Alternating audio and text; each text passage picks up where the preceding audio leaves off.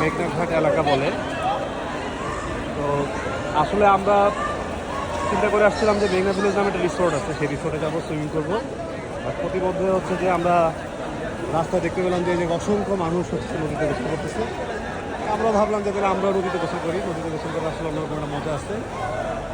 তো সেক্ষেত্রে হচ্ছে গাড়ি টার্ন করে আমরা চলে আসছি মেঘনাঘাটে। দেখতে পাচ্ছেন এই জায়গায় প্রচুর মানুষের হচ্ছে যে সমাগম হয়েছে।